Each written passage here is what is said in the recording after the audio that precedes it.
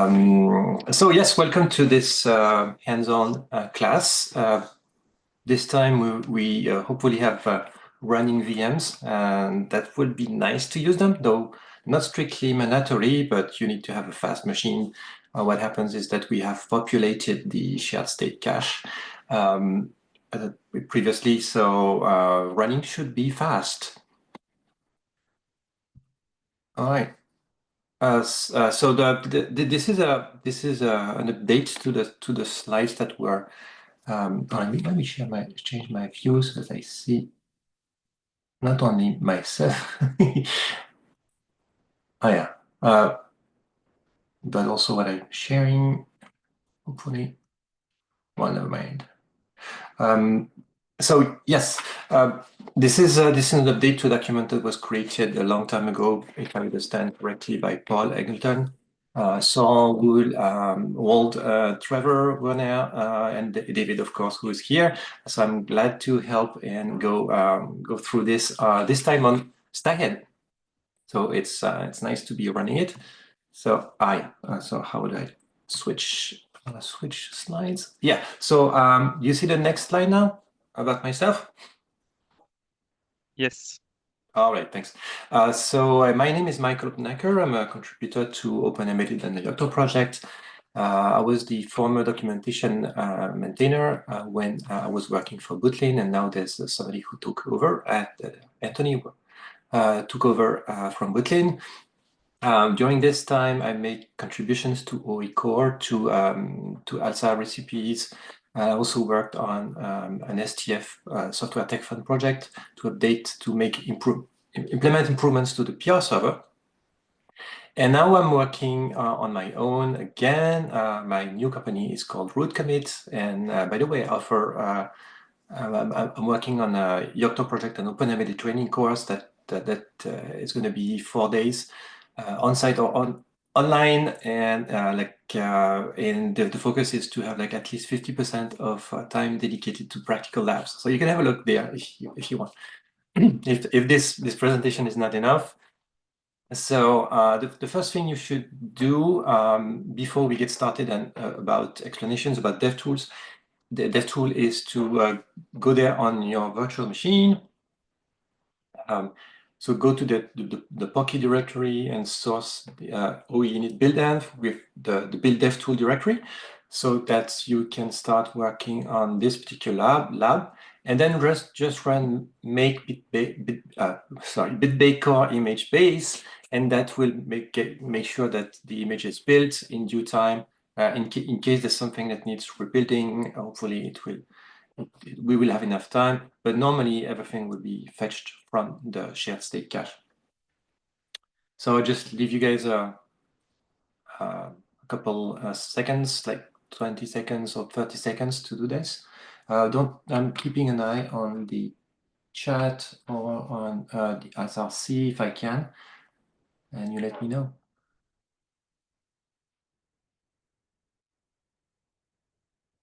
Yes, Randy comments that we put a project in the Pocky sources. Well, actually not. Yeah, right. We will build in a build directory. Well, that's a debate, of course, whether we build within Pocky or outside of Pocky. That's correct.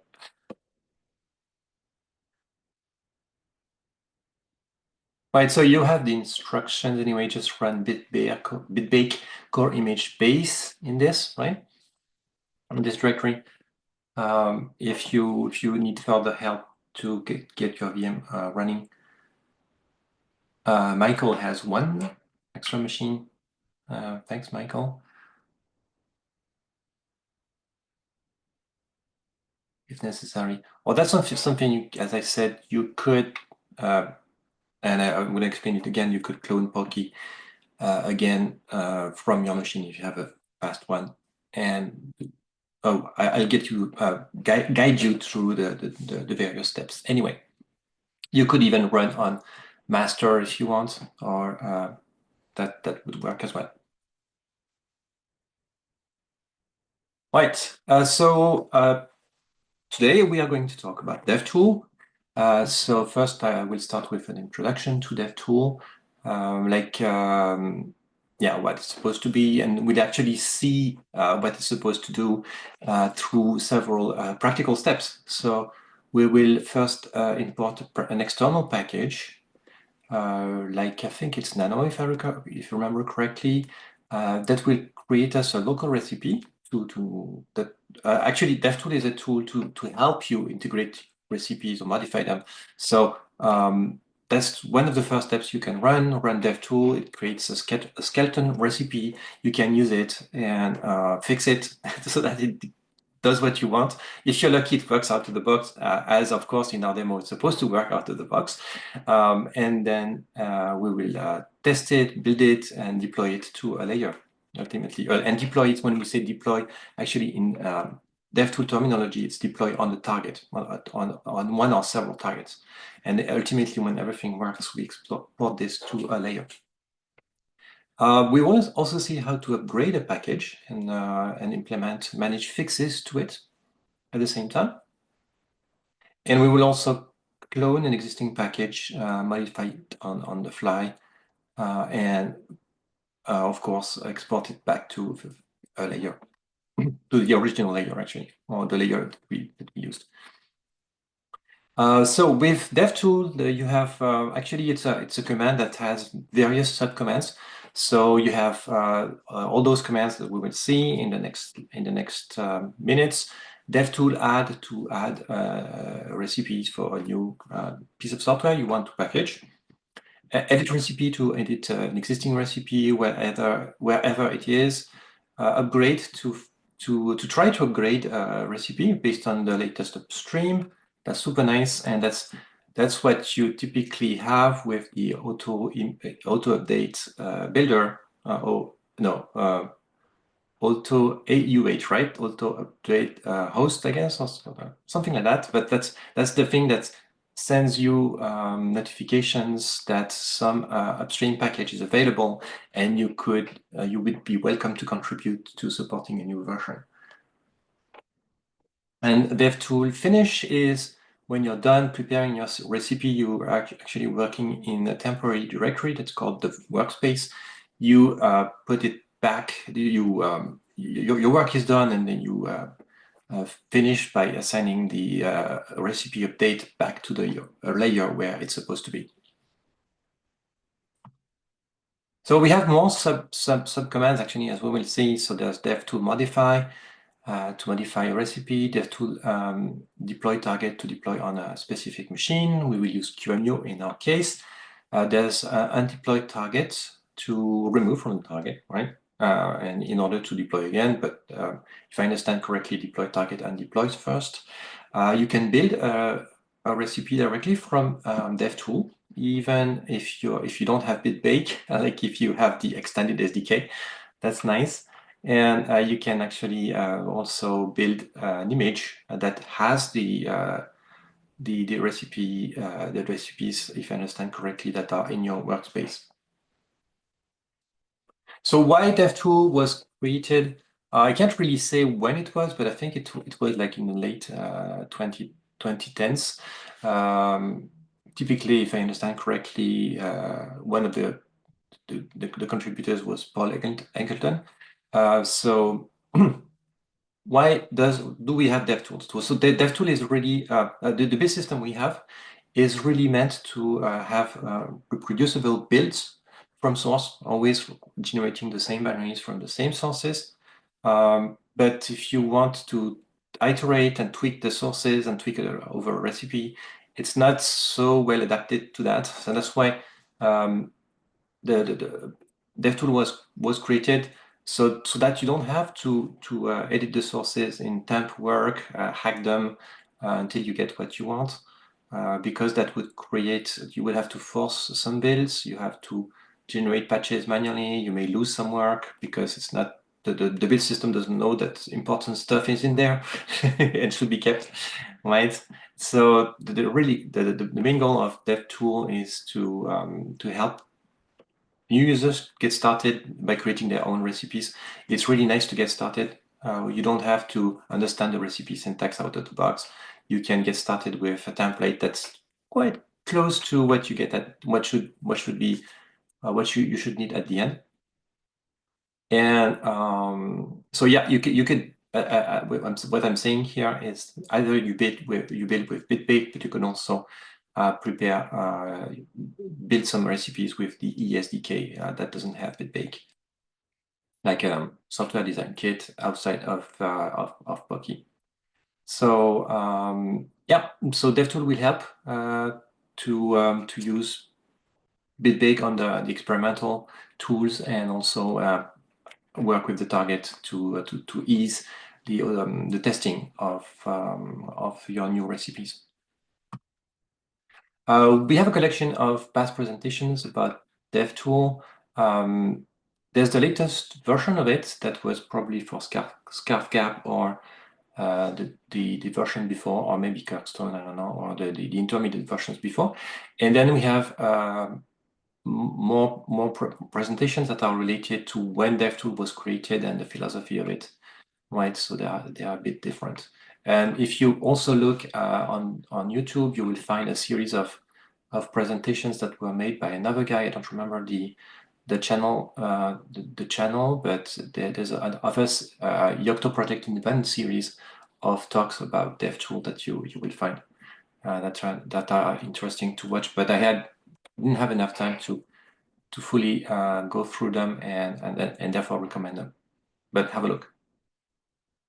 So you have the documentation for devtool in the official manual of the Yocto project.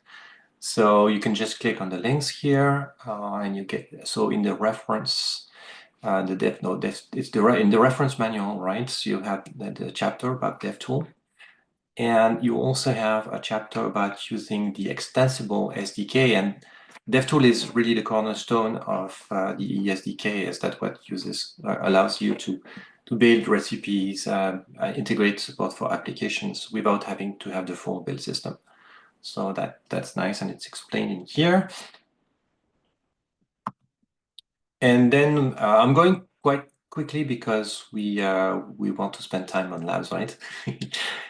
So and there's also in the Linux kernel and kernel development manual, in the manuals, a section that explains how to use devtool to patch the kernel. So you can have a look at it as well.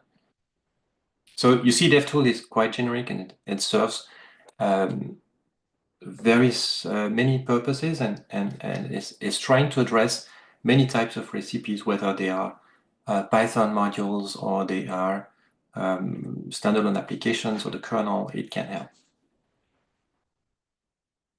So the first thing you would start, if you forgot about everything that I said, just run devtool --help, and it will just recall the most common options, subcommands that devtool provides. So like add, like modify. So there's a one-line summary of each of the sub-options. That's nice. So basically, devtool here would work if you have like the BitBake environment setup, for example, though it would also work in the extended SDK. And then for a given command, subcommand like devtool add, you can add --help and then have details about what the parameters for the command line options for a given subcommand are available, right? Which ones they are, and a description of them, right? So don't forget about this if you don't remember the details about the specific subcommand.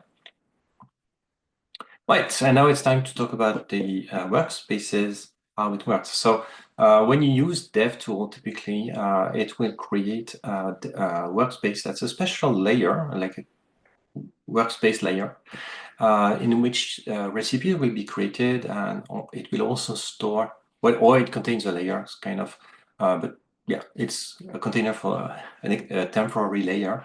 You have sources and patches that are available there as well. So it's not only a pure layer with recipes, but it also can contain sources and patches, as we will see. Right. This is the first slide of an animation, like poor man's animation. So there's an illustration about how all this works. So depending on the devtool commands that you run, that will, for example, if you use devtool add, it will take, so the add here will take an existing recipe, a software package like a source archive from the internet, and we'll add a recipe to the workspace directly, right? And then when you're done, not when you're done, not yet. You could first build the recipe that you're working on. You could deploy it on the target when building is successful, and ultimately, when you can use devtool finish, and that will add.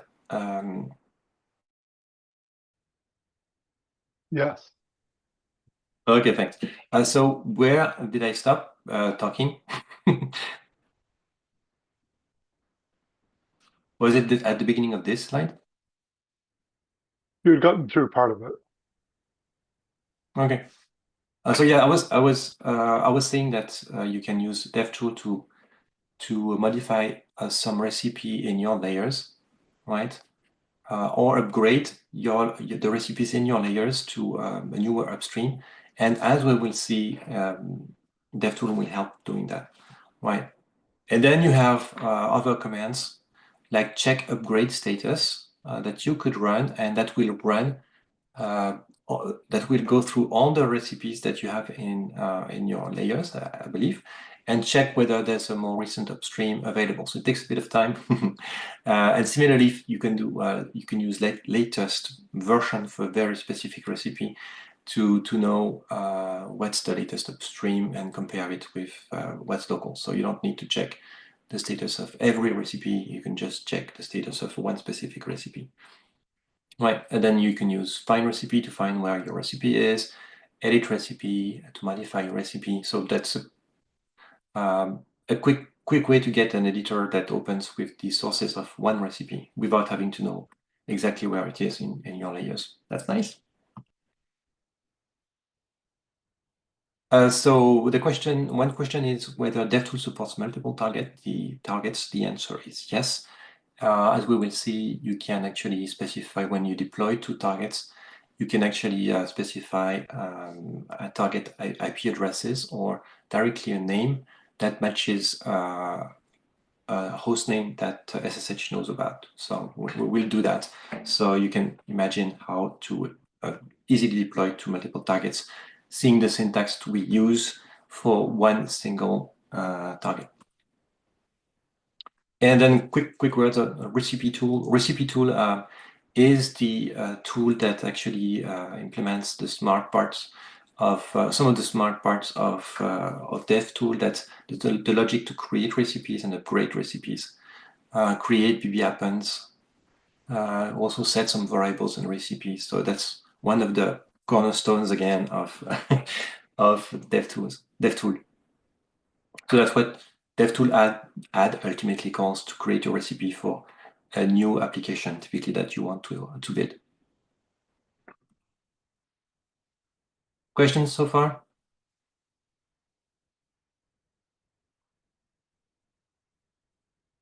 All right. Oh, I don't see the chat anymore.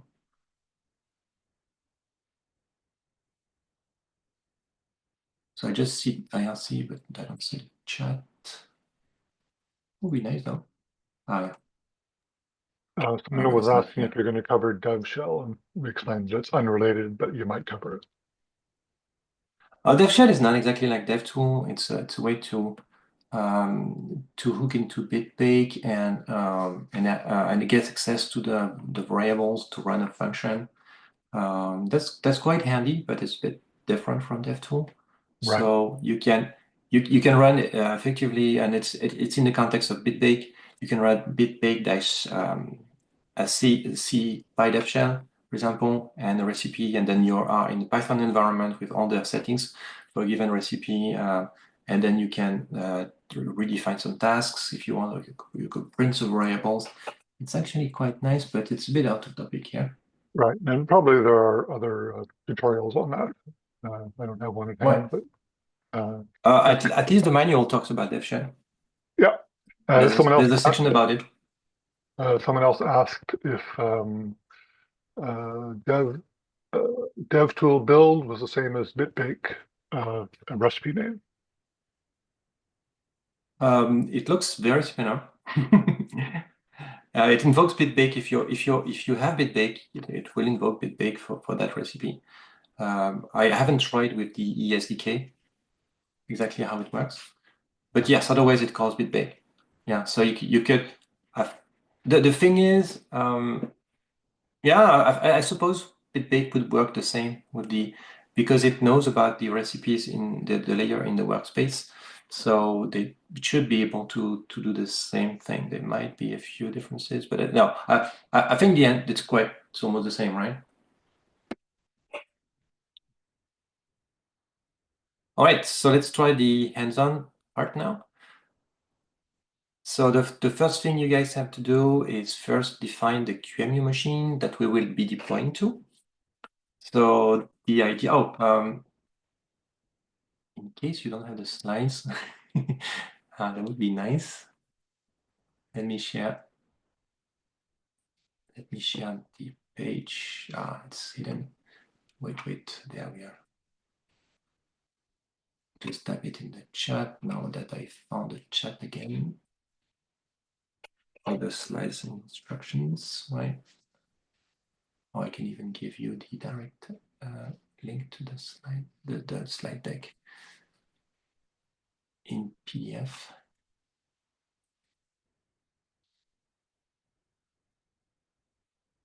Right? Yeah.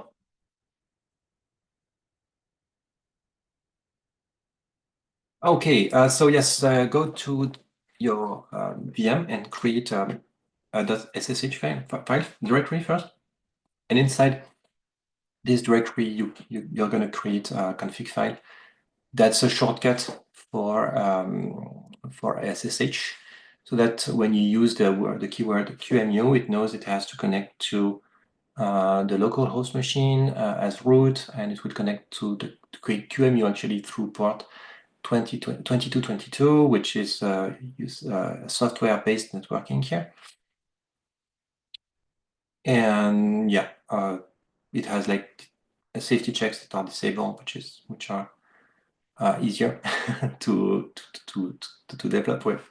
Right, so just make sure you create this. And here we have instructions for people who don't have the virtual machine. Like typically people following this when it's recorded. So typically would clone Pocky with the starhead branch, right? And then you can create it. You go to the Pocky directory, whatever, wherever it's cloned, right? You source the build-env directory, the build-env script, right? Where you may here build devtool is because our VMs support also the next lab as well. You could make if you are on your own, you could also tweak conf local.conf. Here it's in gray because it has already been done. So we have a target machine which is QEMU ARM64. We want to have an SSH server inside, and we use debug tweaks to have no root password. So that's with Styhead. We don't have debug tweaks anymore with OneLastCar. With the latest master, it's very unsafe, and people apparently were leaving this in production images like no root password is a catastrophe. So debug tweaks has been removed. So it's still in Styhead, but it's not there anymore in master, and it won't be in the next releases if you watch this video like a few months or years after it was recorded, right? So I have a slide link in the next slide about what to include instead to keep things simple. And then you can run bitbake core image base based on this. And you already did that actually if you could follow the instructions I gave in the first slides.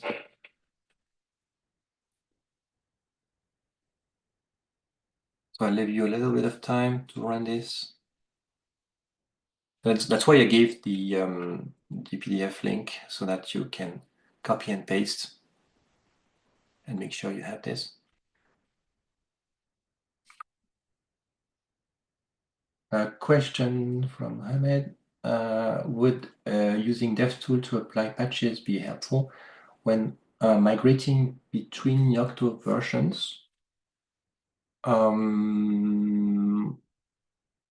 I guess if you have to maintain your own application, in addition to the layers and recipes that are provided by Yocto, I guess that could help indeed. That could be a good idea to do that, so that you can test and fix your custom recipes and migrate them to the layers you want to update. If anybody has comments on that, I'd be interested, but that should work indeed. All right, so let's move on now.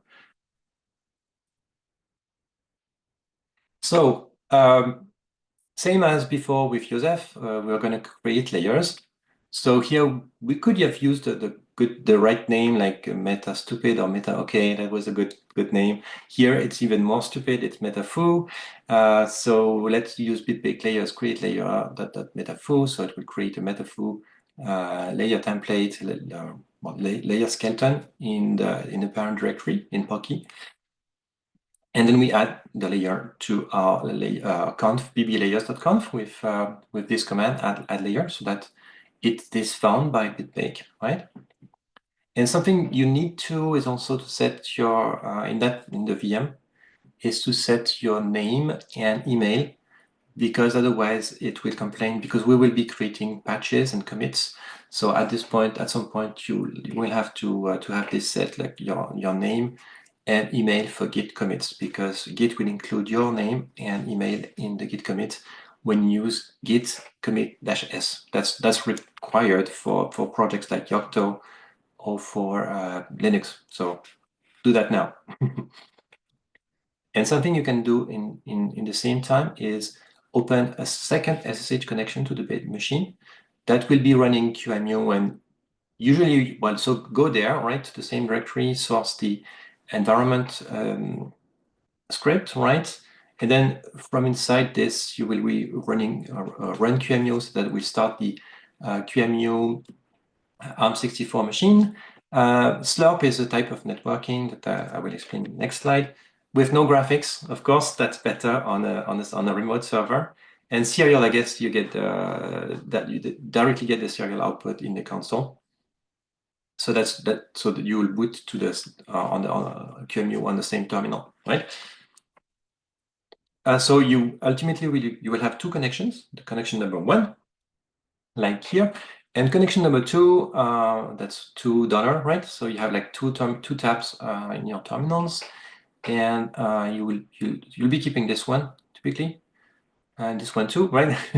So you'll be able to log as root when the build is over, right? And thanks to debug tweaks, but which was removed, you can check on the commit that removed it.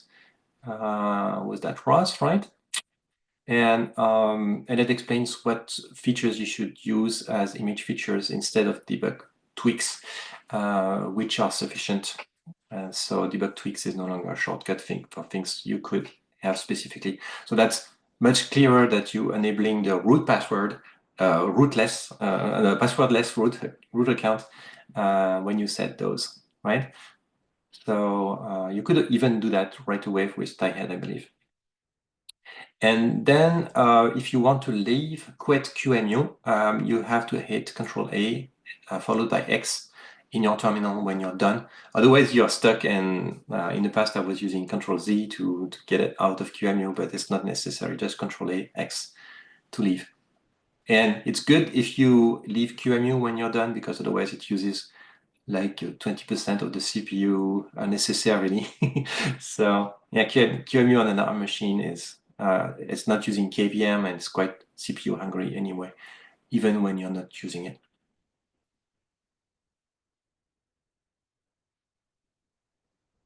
Oh yeah, thanks Randy for helping. I hope bitbake for image based is done for most of people. So yes, please let us know if you're done. A comment from David. It's nice. You have to type Control A X quickly enough so QMX accepts it. Okay, right. So X quickly following Control A. Ah, yes. People are getting access to QEMU. So we have a bit of time here because we still have an hour for everything. So I don't want to go too quickly, not too slowly either, but hopefully your guys are doing good. Let us know if you're still building. Oh yes, we have 10 people who have done it, and I think we are supposed to be like 10 or 11 people. So we're good. Let's move on. All right, thanks. Yeah, good. And don't hesitate to share any issue that you could have. All right, so the next step now is to try to add an external recipe, a recipe for an external package that we don't have in our layers yet. So you can do that with devtool add, right? And the path to a source archive somewhere. Oh, let me try to, no, if I click on it, sorry, it will disturb what I'm doing. So I let you take your time. So type the devtool add command. So it's nice because you just have to give it the URL of the source archive. So this will automatically create the workspace if it doesn't exist yet. That should be your case. And it can guess the name of the correct name of the package looking at the URL scheme, for example, and other hints. And it will then look at the sources, extract them, and see whether it's an AutoTool project or a CMake project or things like that.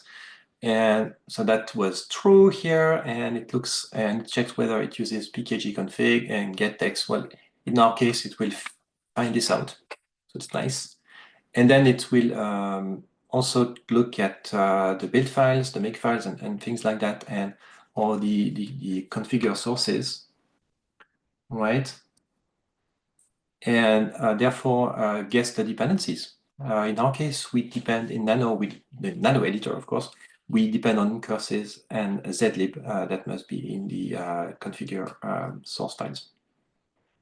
And then it creates a rough recipe. That's a good starting point to prepare you to try to build your recipe and before you can fix it, right?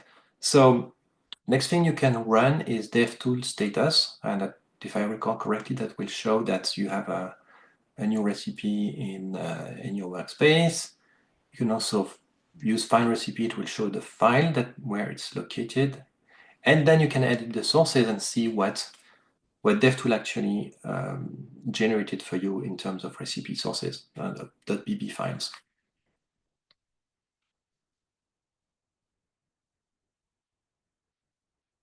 Why can't, the question from Clayton, why can't devtool determine or reuse the source from the recipe? Yeah, we don't want to use the sources, we want to build the sources. So the question was, yeah, as Johan is saying, creating a recipe, like it's a way to build, to cook the binaries from the sources, right?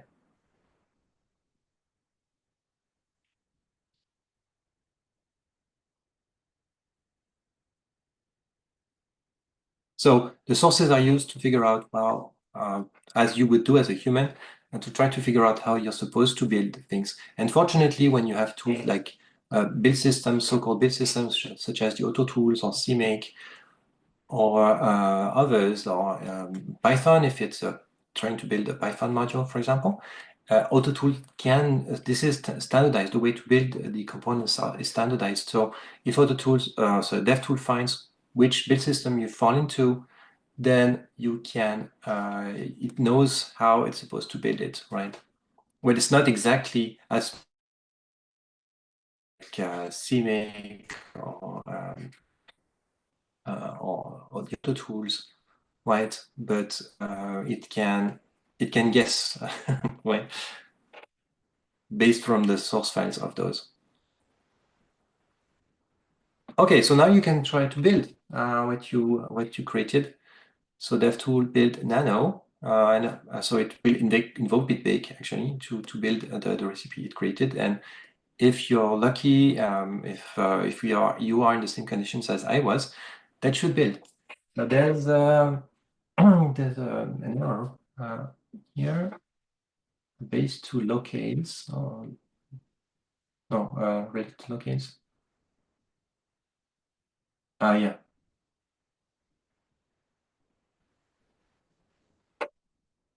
And it takes, so it generates some locales. So I thought it was addressed this morning by Michael. Maybe not. Okay, this is back. Okay, the audio was lost again? Ouch. Sorry. I don't know why.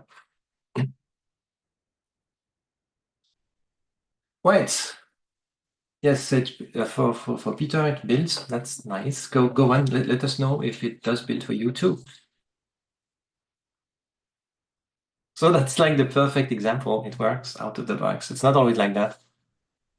Like I tried with the Linux kernel and doesn't work straight out of the box. It's not enough just to drop a source archive URL and expect it to work all the time. But it really helps, and you'll be surprised how smart it actually is. Cool. Yes, many people confirm that it builds. I like it this way. Thanks for the thumbs up to confirm it builds for you. Okay, so a quick look at the workspace. So in the workspace, you'll find everything that all the things that are related to what you're working on. So new recipes, patches that you're working on, and will eventually finish by publishing them to your layers. Sources, when you're modifying the sources and then generating patches from them, right? You could have a look at, you could run 3-D workspace and see exactly what you have in your workspace. Some sources could be optionally outside of the workspace. That's right. But in the examples we have, they will be inside.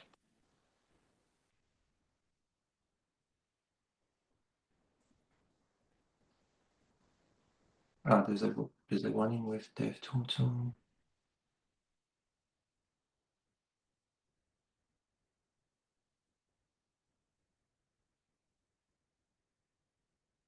Reported by Yannick. Oh, weird.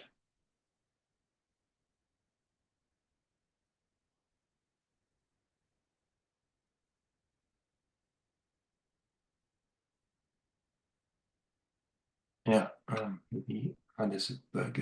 I hope it's just a warning.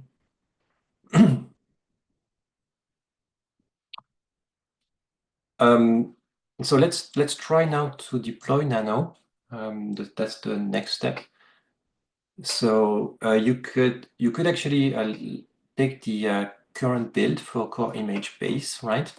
And have a look. You can run grep in temp deploy image machine, images machine, and then there's the manifest file that will let you know which packages were built, and you see that there's no nano inside this. You could also, in the terminal, the number 2 terminal should be $2 here, or $2, right? That's my mistake. You could try to run nano, and there's no nano yet. So let's try to send nano to the target using the SSH configuration we defined in the .ssh config file. So just in the first terminal where you run devtool, just run devtool deploy target, the recipe name, the build package, or maybe a package now, and QMU, which is the target machine, right? You may need to add -s if there's a connection error. That's a leftover from the previous version of the slides. I didn't have to do that. And now you can get back to QMU and to QMU tab and try to run Nano, and Nano should be there on your target. So I'll leave you a little time to do this.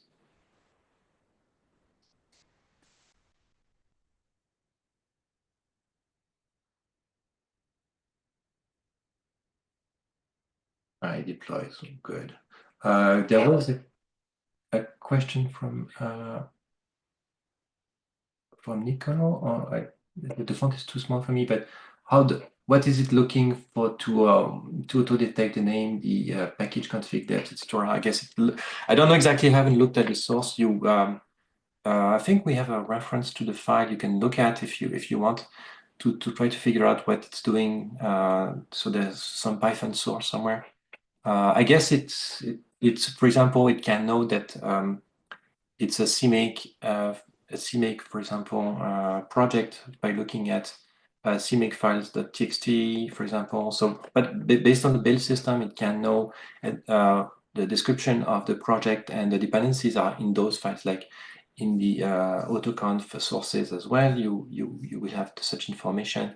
In if it's a Python module, you can read this as well.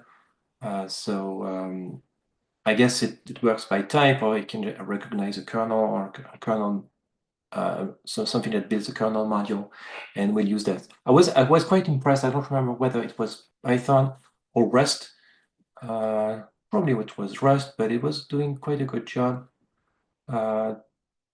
generating a recipe. Or maybe it was not exactly devtool. It was another tool, similar tool that was doing this. But you have some nice utilities to help you build recipes for new stuff, or to help you upgrade your packages. There's a question about Meson, whether it supports it. You should actually check. I haven't tested, but Meson, I hope, is supported, but we should check in the sources.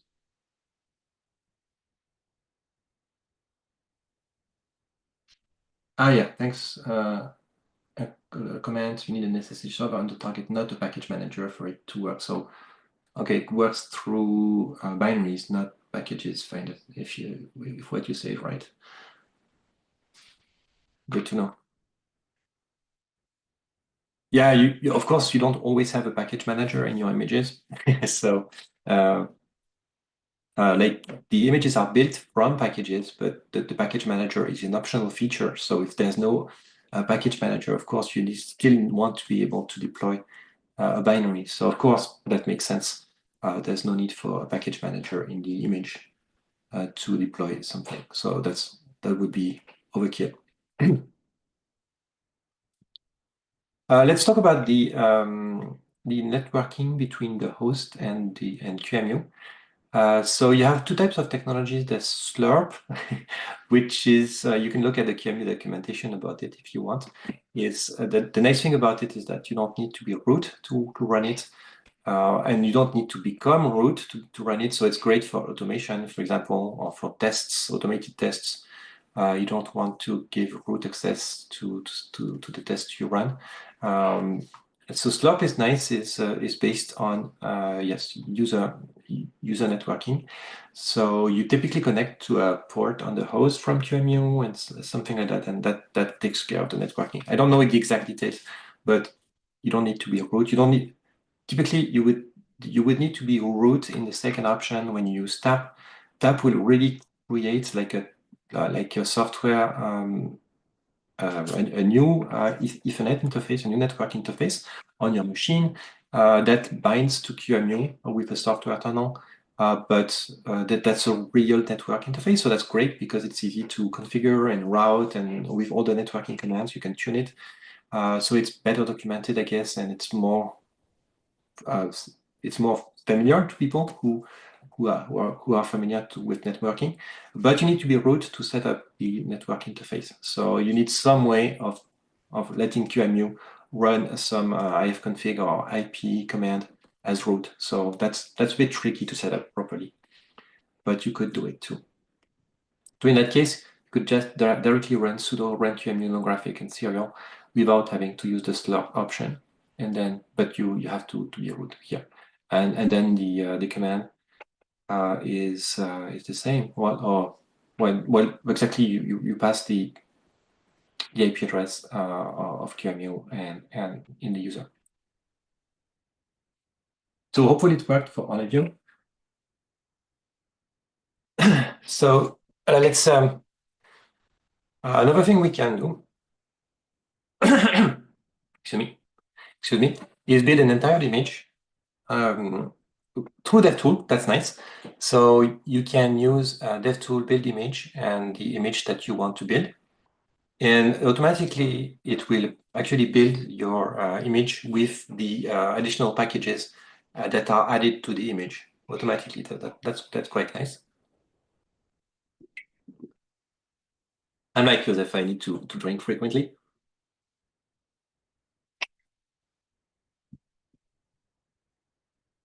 So yes, try to run this. Should take a bit of time. And then you can have a look at the manifest in the core image-based manifest, right? The temp deploy images machine. There should be a nano package.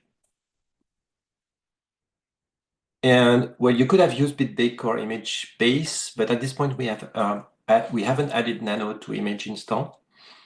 So we don't have it appended to the list of packages we want to deploy on an image. So there's a quick way here using devtool to add all the stuff that you're preparing in the workspace.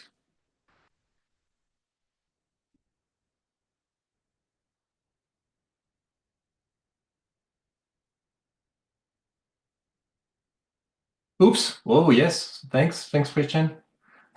If you're the Christian I know, or whatever anyway. But thanks, Christian. Yeah. Oops. So. Page slide 18. Ooh, sorry. That's a leftover from ancient times.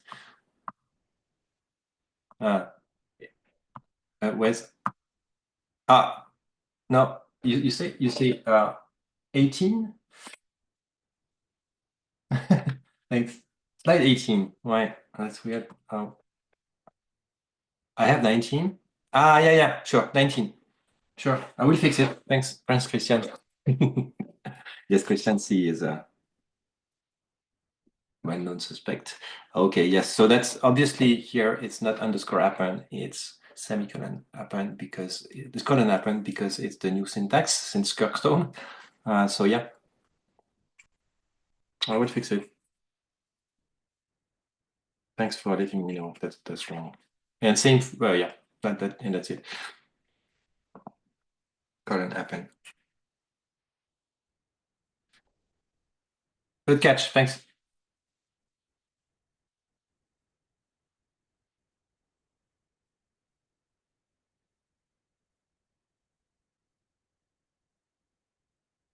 All right. So yeah, hopefully you have an image that was built, right? And so what you could do is stop QEMU and start it again. To see whether your image now also contains nano. So Carol, it's still building. Okay, takes a bit of time.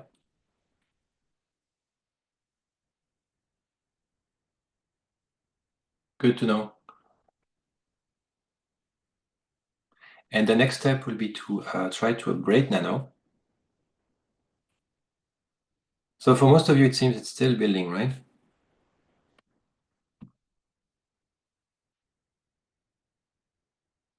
Yes, right. So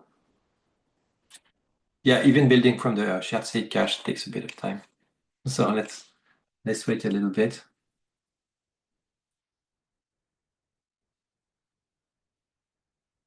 Let me know when it's over. And in the meantime, I can start talking about upgrading before we actually do it. So you will try to upgrade Nano because the version of Nano that we're using is not the latest upstream. So if you try upgrading Nano directly from where we are, thanks for the notifications. So for some of you, it's completed. So yes, if you run devtool upgrade Nano, it will complain because Nano is already in your workspace. So what you have to do to upgrade, you have to have a recipe in your layers, not in the workspace. That's an intermediate space. So what we want to do is move the recipe back to a layer of our own. That's the first time. We don't have a layer defining it yet, so we'll finish creating it by writing it to metafu. Question from Caroline, is dev deploy only available for QEMU target? No, it will work for any, as far as I understand, it work with any machine that's connected through SSH.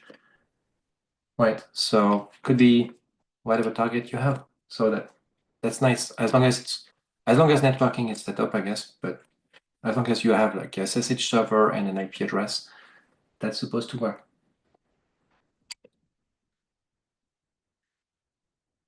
So yes, so the issue here that we will have is just because Nano is already in the workspace. Normally, the standard way of using devtool upgrade is from an existing recipe in a standard layer, right? So hopefully it's done compiling for most of you if the speed is the same for most of you. So I was telling you can't upgrade because it's in the workspace. So the upgrade must come from your layers once again. So what we have to do first is to finish Nano, the Nano recipe that we're working on. So store it in our layers before we can upgrade it, right? So upgrade is not possible yet. So let's run finish. Then we can upgrade. That was a quick slide. And that will be Nano 5.9. So we can, when you guys are ready, you can run devtool finish nano and the path to a layer, right? Here it will complain, and that's that always happens like this, because the source tree is not it's not always like that, but here it happens because the source tree is not clean. It's like we have changes, right? So that's not a problem that we introduced. It's just because when we ran devtool build nano, the source files were modified in some way. I don't know the exact details. But yeah, doing that caused some source files to be modified. That's a, if I understand correctly, a nano specific issue. So normally you should be able to run -F to ignore the you add -F to devtool finish at the end here or before the final options, and that should ignore the modified files and proceed with finish. Here it still doesn't work. There's an ongoing issue that's documented, and I bumped into it, so I dropped a command to say that the issue is still here for this command. So there's devtool finish basically errors because some file is still unmodified or not found or something like that. So there's a workaround here. When this happens, that doesn't happen with all the source packages. So you just go to the source to where the sources were extracted by devtool. So you can do pushd. Pushd is like you going to a directory, like you put it in a kind of FIFO, and when you pub you get out, you just restore the directory where you were before. So it's like a way to move to a directory, but temporarily, right? So you go in the sources, you git restore dash so that undoes all the changes to the sources that were done by at build time, and therefore the sources are clean. So the source tree is clean, and you can run devtool finish then. So that's the trick. So yeah, here it was like a source tree that was created. You can just so that's nice that it creates source trees, because then you can create patches. So that's why devtool was creating a git source tree while we didn't have a git source tree in the first place. It was just a tar archive, right? So it did create a source tree here to manage the sources and be able to generate patches.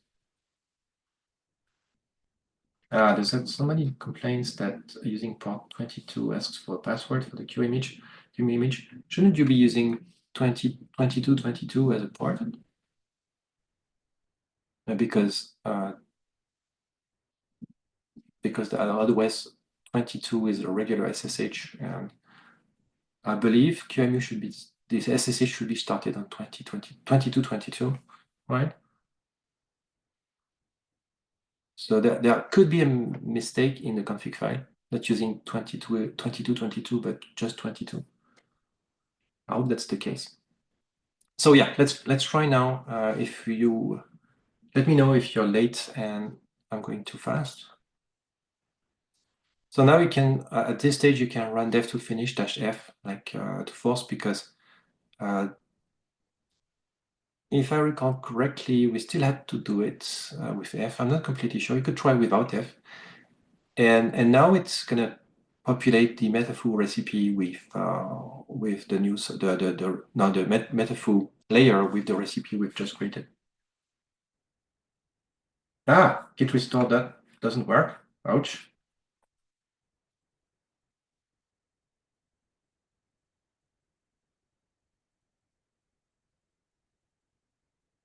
Ah, yes, QEMU must be running, of course.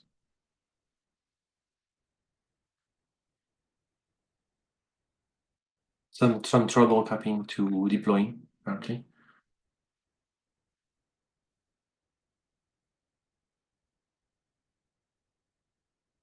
Okay, yeah, git clean that dash F is another possibility indeed. Good idea. In my case, restore was enough. Git restore that was enough. But yeah.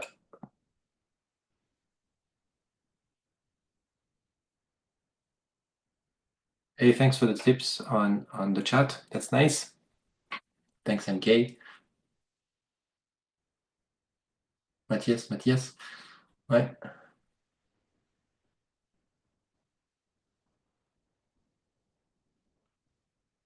All right. So I see some cases where it works.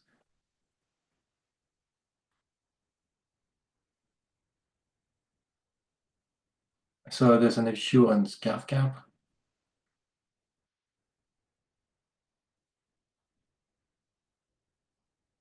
Okay. So maybe we're missing a library in the dependencies. Dependencies can be an issue because they're, if I understand correctly, they're not figured out, or unless I confuse with something else, but they're not figured out automatically. No, they should be built. They should be built.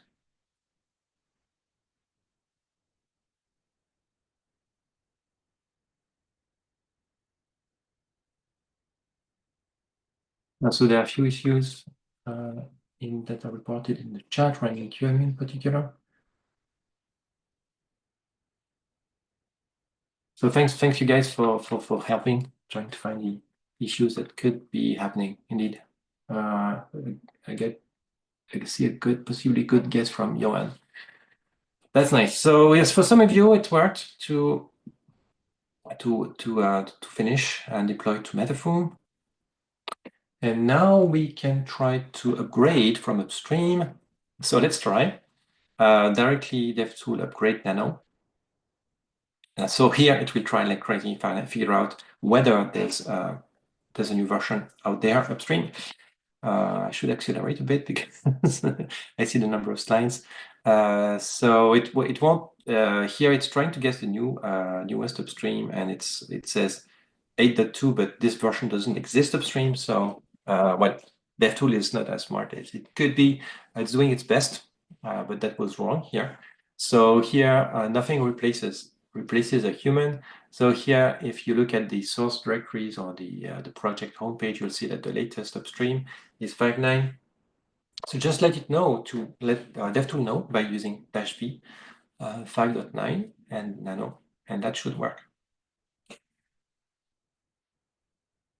It should work to upgrade. So now you should have a new recipe in your workspace, and then you can build it. Devtool build nano.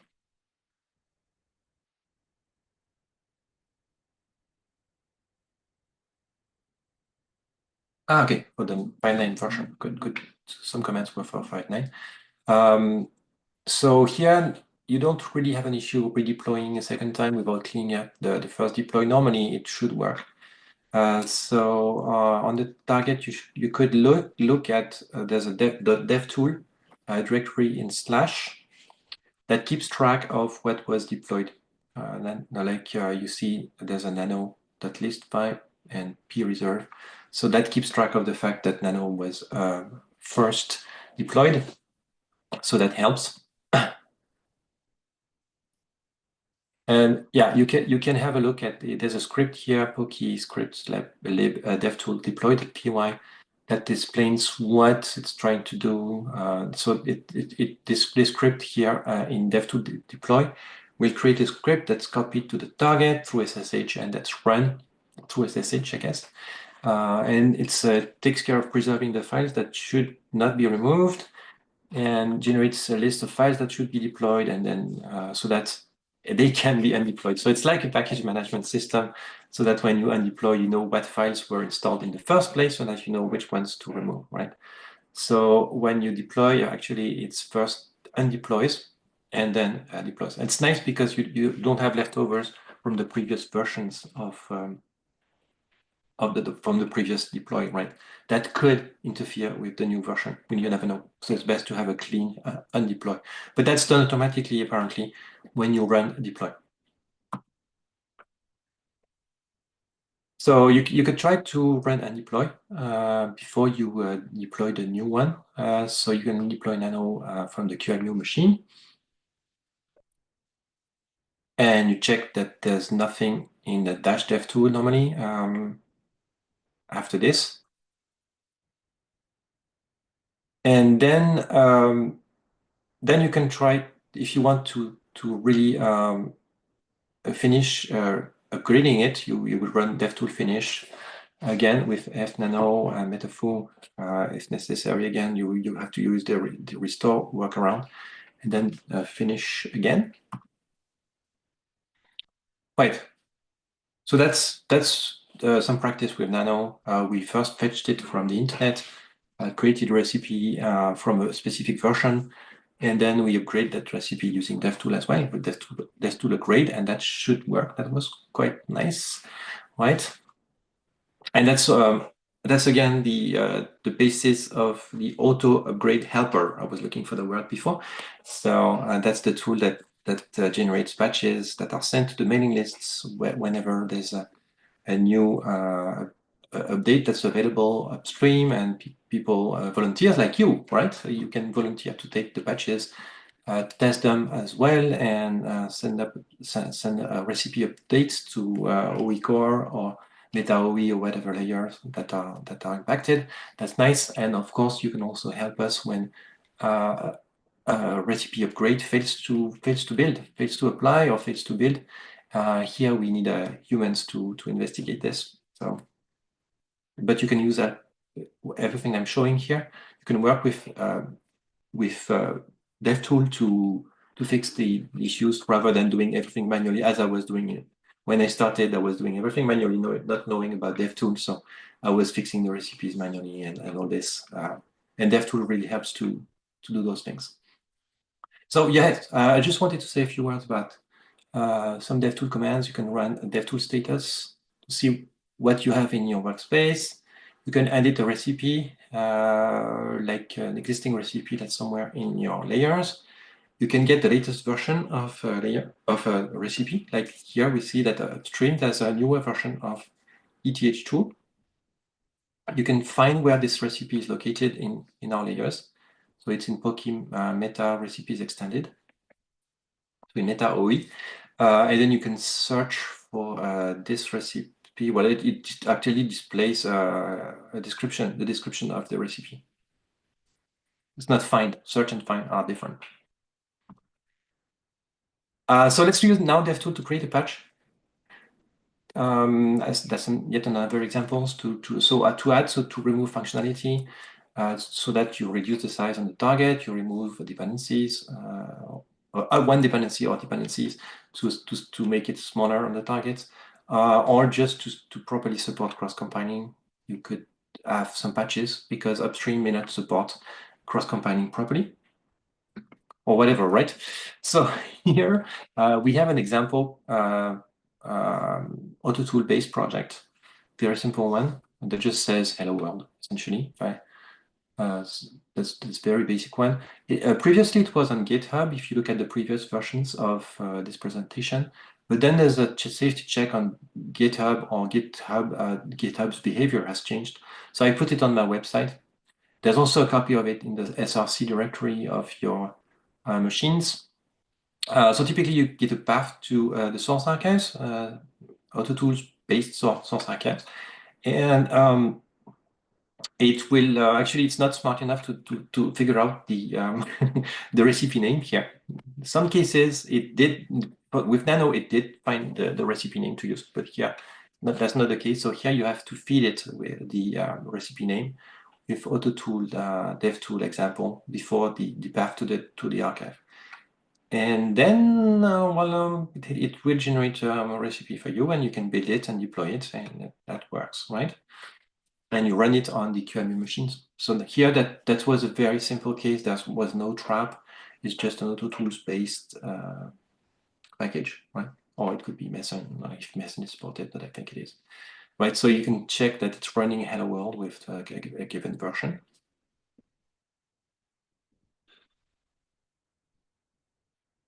And now we want to edit the code of this.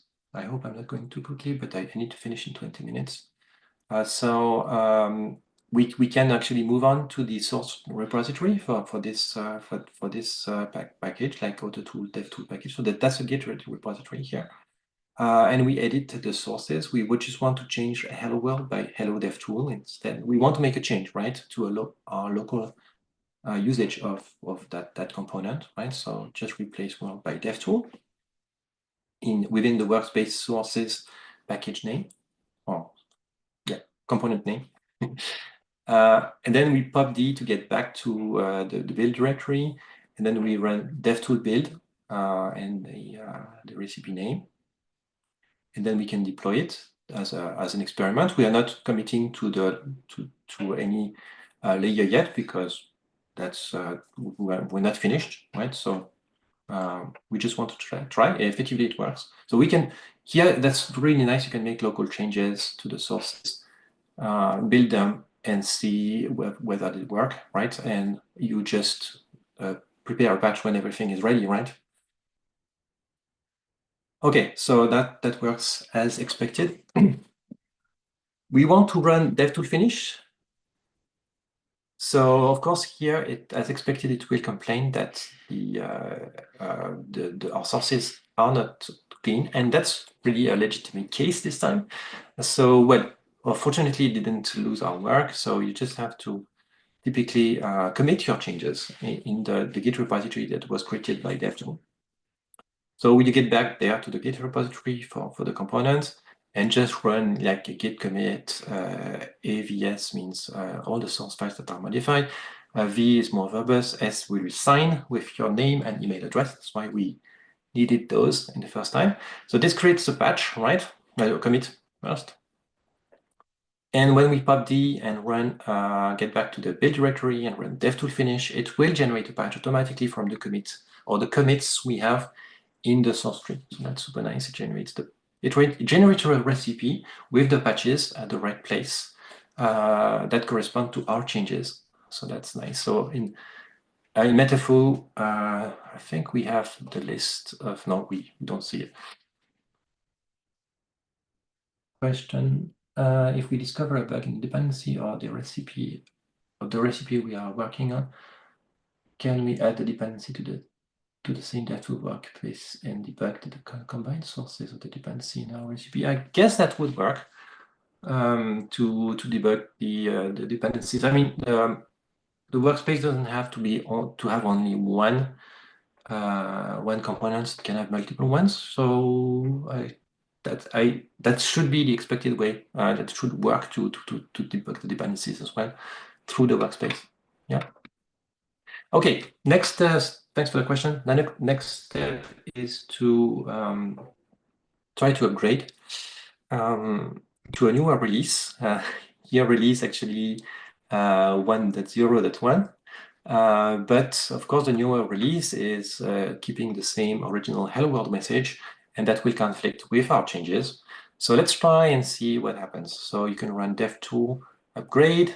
It will actually remember from the recipe where my original sources were. So it will, well, here it fails and I like it that it fails because I wanted to show you anyway. But anyway that because I wanted to show you a case where it couldn't guess what the actual version was. So we need to provide help to it. Actually, it was because on my website, the indexes, Apache indexes were disabled. So you couldn't look at the directory contents and figure out what the newer versions were.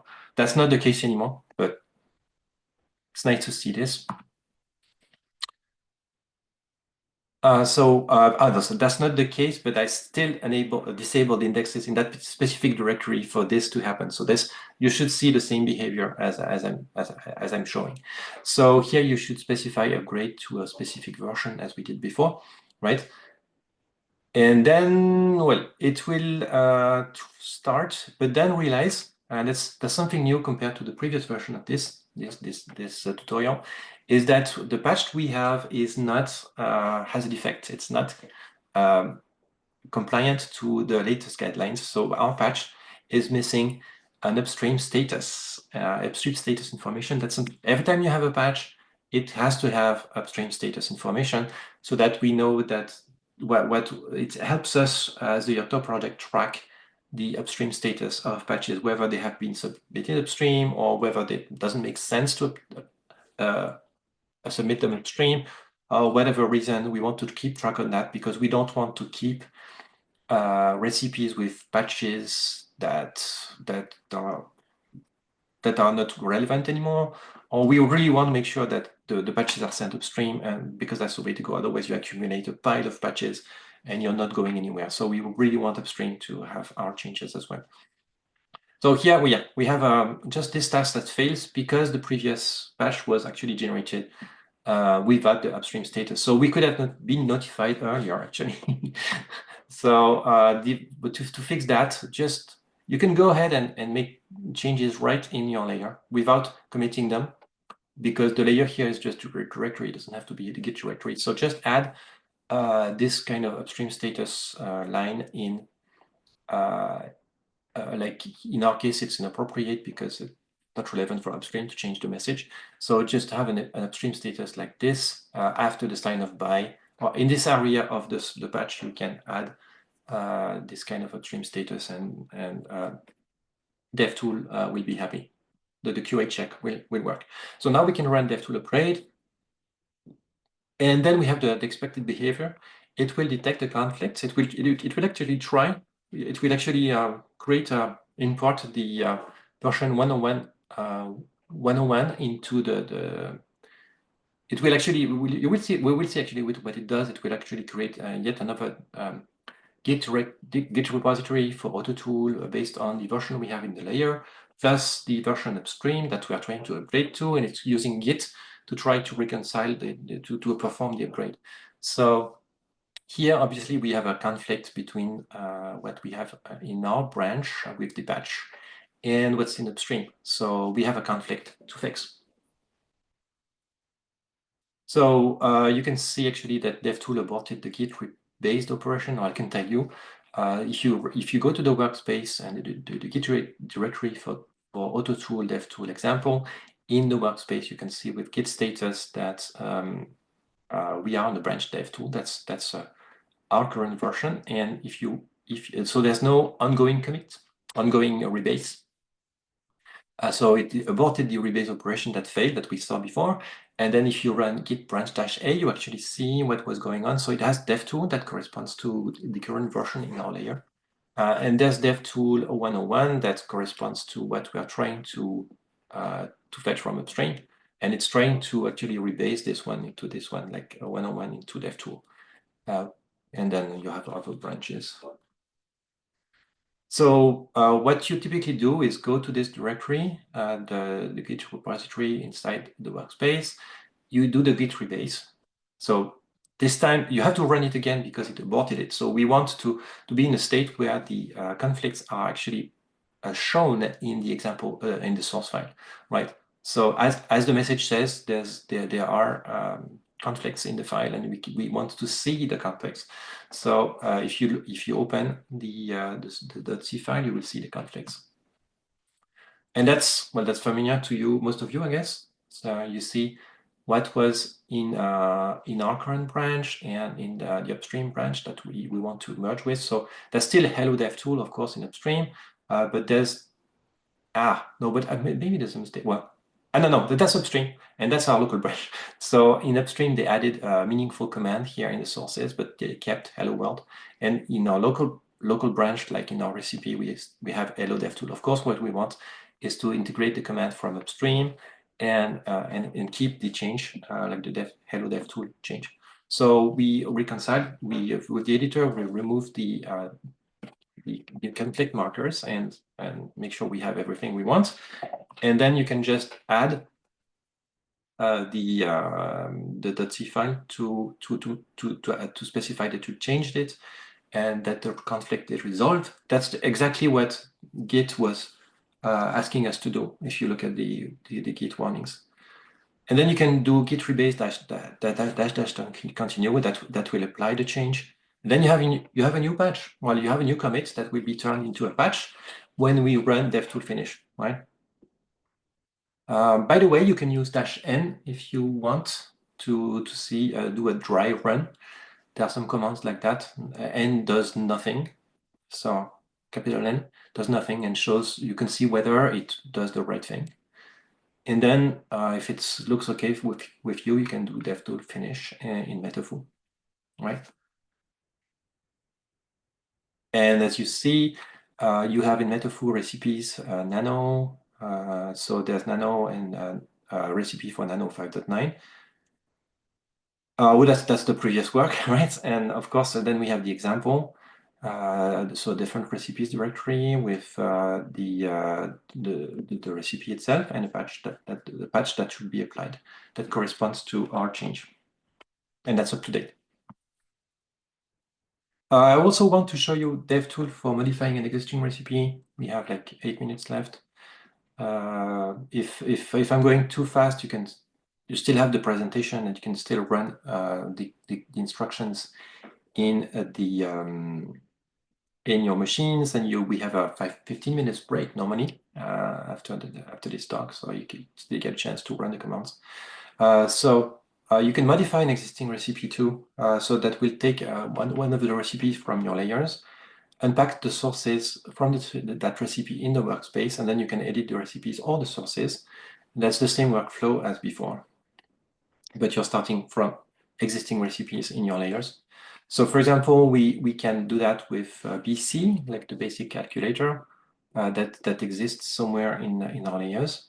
So devtool modify will extract them from will extract the sources directly to workspace sources BC from wherever it was, and then you can edit the recipe here and look at the recipe. That's very easy here.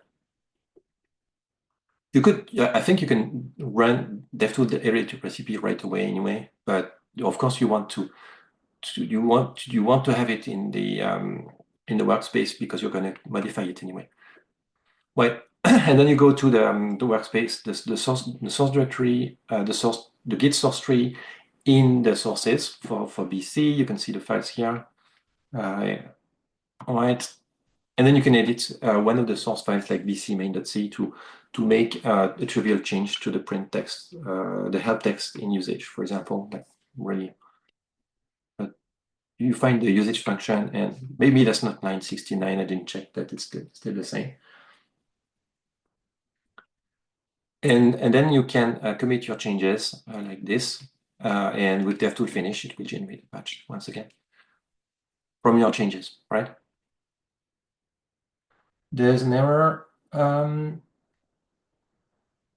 with Nano. Ouch. That's a bit weird. There's no such from a temporary file in /temp/devtool. Okay. Never seen this one yet.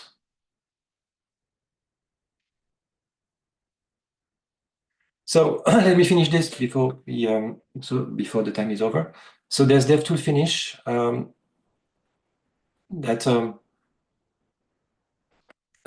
sorry, when we run devtool finish, it will actually add it to Metafoo. Yes, that's where we want to have it. Okay, why not?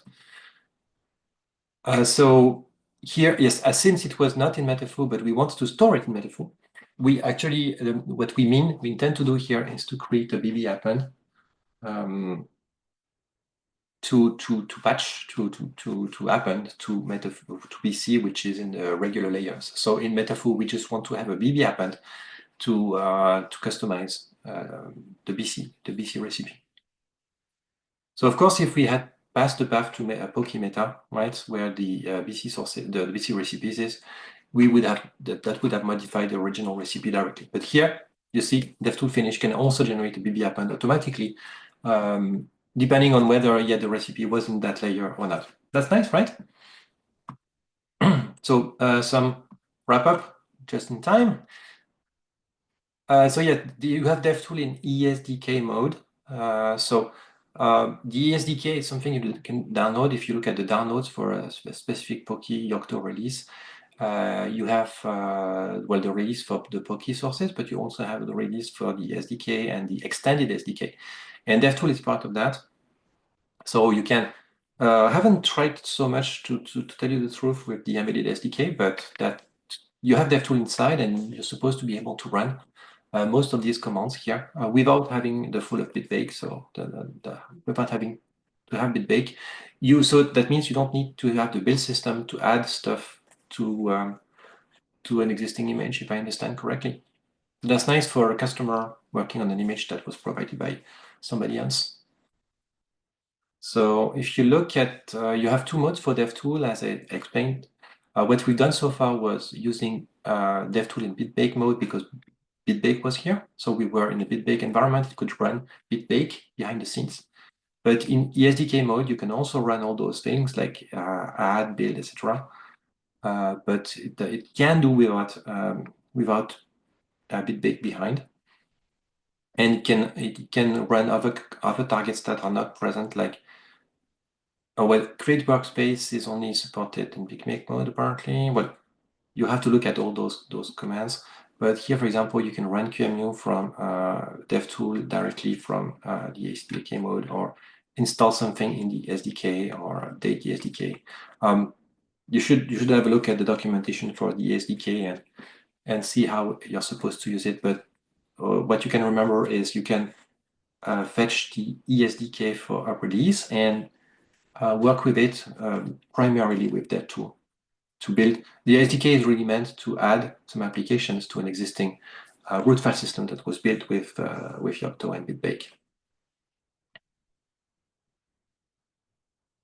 Yeah, so the SDK doesn't have bitbake, doesn't have the scripts. It's the cornerstone of the SDK in this case. Of course, devtool is not perfect yet. There are lots of corner cases where it doesn't work. So you should remember devtool as a way to get started with a new recipe or with updating a recipe. But you could contribute to making it more smart, even smarter by adding more support cases. And so you could have a look at the sources of devtool and see how it works. Just to make it smarter, or like just try and you have a new recipe, just always try to build it with devtool, to create the recipe with devtool and see what you get. And if there's a low-hanging fruit and you think it's not so complicated to add the right thing for the specific recipe, go ahead and look at the devtool sources and add to them what's needed to support that specific case. That would be nice. That would benefit other people doing similar things. So as a conclusion for devtool, you can try it. You can use devtool to work on your own sources and recipes. So you can use devtool add to take an existing source tree on the internet or on your local network, right? To create a recipe out of it. You can use devtool modify to work on an existing recipe that you already have.